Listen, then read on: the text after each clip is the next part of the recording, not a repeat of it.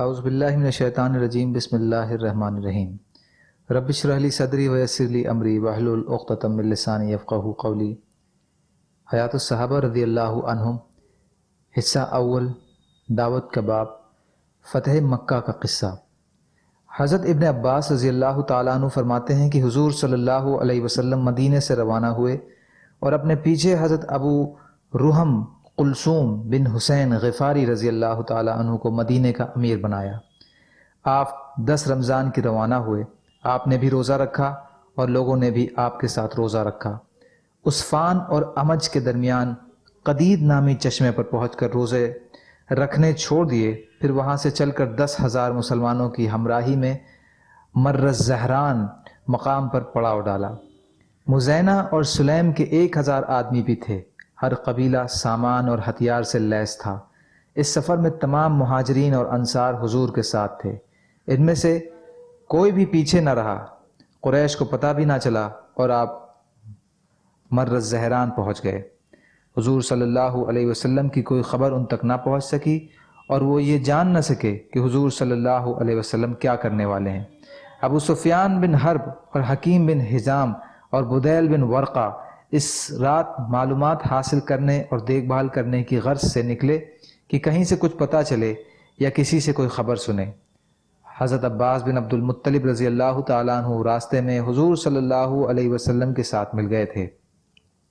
ابو سفیان بن حارث بن عبد المطلب حضور صلی اللہ علیہ وسلم کے چچا زاد بھائی، اور عبداللہ بن ابی امیہ بن مغیرہ حضور کے پھوپھی زاد بھائی، اور آپ کی بیوی حضرت ام سلمہ رضی اللہ عنہ کے بھائی مدینے اور مکے کے درمیان حضور صلی اللہ علیہ وسلم کے پاس پہنچ گئے۔ ان دونوں نے آپ کی خدمت میں حاضری کی، درخواست کی۔ حضرت ام سلمہ نے حضور صلی اللہ علیہ وسلم سے ان دونوں کی سفارش کی اور عرض کیا، یا رسول اللہ، ان میں سے ایک تو آپ کا چچا زاد بھائی ہے اور دوسرا آپ کا پھوپھی زاد بھائی ہے اور سسرالی رشتہ دار سالہ بھی ہے۔ آپ نے فرمایا، مجھے ان دونوں کی ضرورت نہیں ہے۔ اس چچا زاد بھائی نے تو مجھے مکہ میں بہت ہی بے عزت کیا تھا اور اس پھوپھی زاد بھائی اور سالے نے مکہ میں بہت سخت باتیں کہی تھیں۔ جب ان دونوں کو حضور صلی اللہ علیہ وسلم کے جواب کا پتہ چلا تو ابو سفیان کی گود میں اس کا ایک چھوٹا بیٹا تھا، تو اس نے کہا، یا تو حضور صلی اللہ علیہ وسلم مجھے اپنی خدمت میں حاضری کی اجازت دے دیں، نہیں تو میں اپنے اس بیٹے کی انگلی پکڑ کر جنگل کے نکل جاؤں گا اور وہیں کہیں بھوکے پیاسے ہم دونوں مر جائیں گے۔ جب یہ بات حضور صلی اللہ علیہ وسلم تک پہنچی تو آپ کو ان دونوں پر ترس آ گیا۔ آپ نے ان دونوں کو آنے کی اجازت دے دی۔ وہ دونوں حاضر خدمت ہو کر مسلمان ہو گئے۔ جب حضور صلی اللہ علیہ وسلم مر الزہران میں ٹھہرے ہوئے تھے تو حضرت عباس نے کہا، ہائے قریش کی ہلاکت! اگر حضور مکہ میں فاتحانہ داخل ہوئے اور مکہ والوں نے حضور سے امن طلب نہ کیا تو قریش ہمیشہ کے لیے ختم ہو جائیں گے۔ حضرت عباس رضی اللہ تعالیٰ عنہ فرماتے ہیں کہ میں حضور صلی اللہ علیہ وسلم کے سفید کھچر پر سوار ہو کر چلا، یہاں تک کہ میں عراق مقام پر پہنچ گیا۔ میں نے سوچا شاید مجھے کوئی لکڑیاں چننے والا یا دودھ والا یعنی چرواہا یا کوئی ضرورت سے آیا ہوا آدمی جو مکہ پر حضور صلی اللہ علیہ وسلم کی آمد کی ان کو خبر دے دے، تاکہ وہ حضور صلی اللہ علیہ وسلم کے فاتحانہ داخل ہونے سے پہلے ہی حضور صلی اللہ علیہ وسلم سے امن لے لیں۔ میں خچر پر چلا جا رہا تھا اور کسی آدمی کی تلاش میں تھا کہ اتنے میں مجھے ابو سفیان اور بدیل بن ورقہ کی آواز سنائی دی۔ وہ دونوں آپس میں باتیں کر رہے تھے۔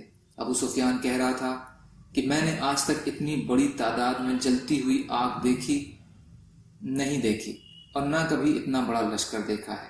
بدیل کہہ رہا تھا، اللہ کی قسم یہ آگ قبیلہ خزاعہ کی ہے، معلوم ہوتا ہے کہ یہ لوگ لڑائی کے ارادے سے نکلے ہیں۔ ابو سفیان نے جواب دیا کہ خزاعہ کی تعداد اتنی نہیں ہے آگ جلانے ان کا اتنا بڑا لشکر۔ حضرت عباس رضی اللہ تعالی عنہ فرماتے ہیں کہ میں نے حضرت ابو سفیان کی آواز کو پہچان لیا۔ میں نے ان کو آواز دی کہ اے ابو حنظلہ۔ انہوں نے میری آواز پہچان لی اور کہا، تم ابو الفضل ہو؟ میں نے کہا ہاں۔ ابو سفیان نے کہا، میرے ماں باپ تم پر قربان ہو، اس وقت تم یہاں کیسے؟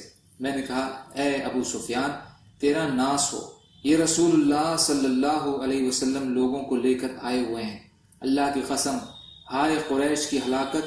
اس نے کہا میرے ماں باپ آپ پر قربان ہوں، آپ اب بچنے کی کیا صورت ہو سکتی ہے؟ میں نے کہا اگر تم ان کے ہاتھ لگ گئے تو تمہاری گردن ضرور اڑا دی جائے گی، تم میرے ساتھ اس کھچر پر سوار ہو جاؤ تاکہ میں تمہیں حضور کی خدمت میں لے جا کر تمہیں ان سے امن دلوا دوں۔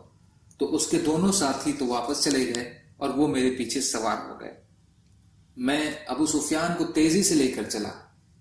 جب بھی مسلمانوں کی کسی آگ کے پاس گزرتا وہ پوچھتے کہ یہ کون ہے، لیکن حضور کے خچر کو دیکھ کر کہتے یہ تو حضور صلی اللہ علیہ وسلم کے چچا حضور صلی اللہ علیہ وسلم کے خچر پر جا رہے ہیں۔ یہاں تک کہ میں حضرت عمر ابن خطاب کی آگ کے پاس سے گزرا تو حضرت عمر نے پوچھا یہ کون ہے، اور کھڑے ہو کر میرے پاس آ گئے۔ جب انہوں نے میرے پیچھے کھچر پر ابو سفیان کو دیکھا تو کہنے لگے یہ تو اللہ کا دشمن ابو سفیان ہے، اللہ کا لاکھ لاکھ شکر ہے کہ اس نے مجھے تم پر قابو دے دیا ہے، اور اس وقت ہمارا تمہارا کوئی معاہدہ بھی نہیں ہے۔